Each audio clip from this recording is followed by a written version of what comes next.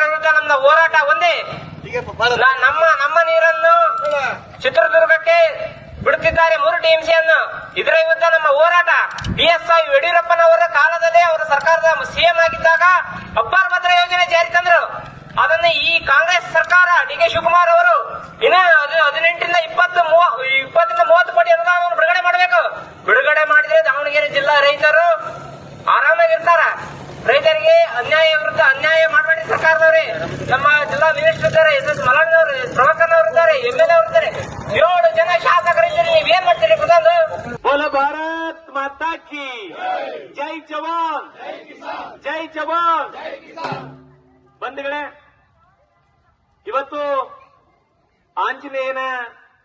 ಆಂಜನೇಯ ಕೊಕ್ಕನೂರು ಹನುಮಪ್ಪನಿಗೆ ಪೂಜೆ ಮಾಡೋದ್ರ ಮೂಲಕ ಇವತ್ತೇನು ಇಡೀ ರೈತ ಸಂಕುಲಕ್ಕೆ ಏನು ಅನ್ಯಾಯ ಆಗ್ತಾ ಇದೆ.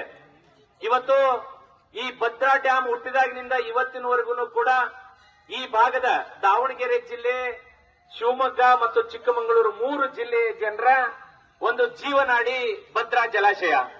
ಅಂತ ಒಂದು ಭದ್ರಾ ಜಲಾಶಯದಿಂದ ಇವತ್ತು ನಮ್ಮ ಹೊಟ್ಟೆ ಮೇಲೆ ಹೊಡೆದು ನಮ್ಮ ಹಕ್ಕನ್ನ ವಾಣಿ ವಿಲಾಸ ಸಾಗರಕ್ಕೆ, ಕಡೂರಿಗೆಂತ ಪ್ರದೇಶದಲ್ಲಿ ಕೆರೆ ತುಂಬಿಸಲಿಕ್ಕೆ ನೀರು ಕೊಡಬೇಕು ಅಂತಕ್ಕಂಥ ಕಾರಣದಿಂದ ಸರ್ಕಾರ ನಿನ್ನೆ ಒಂದು ಆದೇಶವನ್ನು ಮಾಡಿ ನಮಗೆ ಸಿಗಬೇಕಾಗಿರ್ತಕ್ಕಂಥ ನೀರಿನ ಹಕ್ಕನ್ನ ಇವತ್ತು ವಾಣಿ ವಿಲಾಸ ಸಾಗರಕ್ಕೆ 3 ಟಿಎಂಸಿ ನೀರನ್ನು ಈ ಕೂಡಲೇ ಬಿಡಬೇಕು.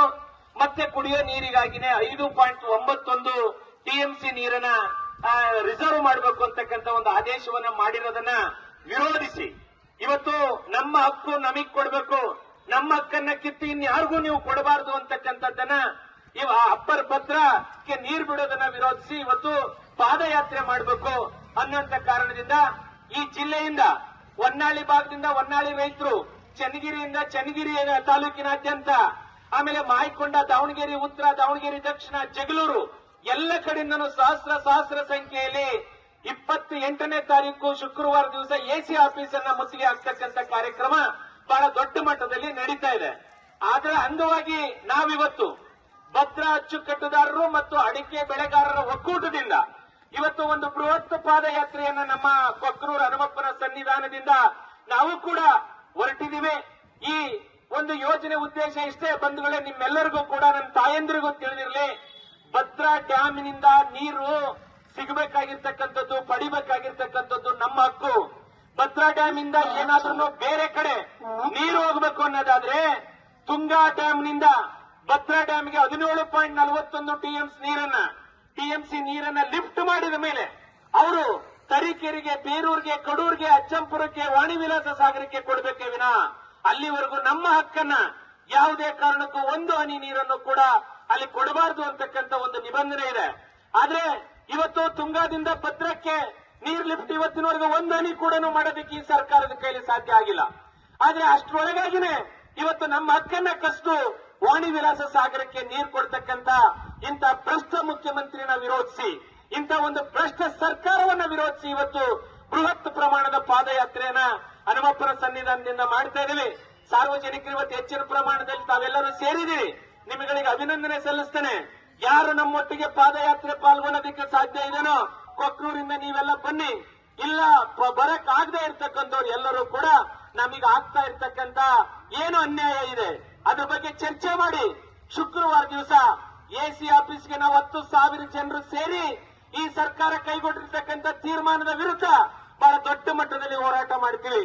ನೀವೆಲ್ಲರೂ ಕೂಡ ಪಾದಯಾತ್ರೆಗೆ ಬರಕ್ ಆಗದೆ ಇರ್ತಕ್ಕಂಥವ್ರು ದಾವಣಗೆರೆ ಎಸಿ ಆಫೀಸ್ಗೆ ತಾವೆಲ್ಲರೂ ಬರಬೇಕು ಅಂತಕ್ಕಂಥ ವಿನಂತಿ ಮಾಡೋದ್ರ ಜೊತೆಗೆ ಇವತ್ತೇನು ಈ ಭಾಗದಲ್ಲಿ ನಾವು ಬಹಳಷ್ಟು ಜನ ಅಡಿಕೆ ಬೆಳೆಗಾರರಿದ್ದೀವಿ.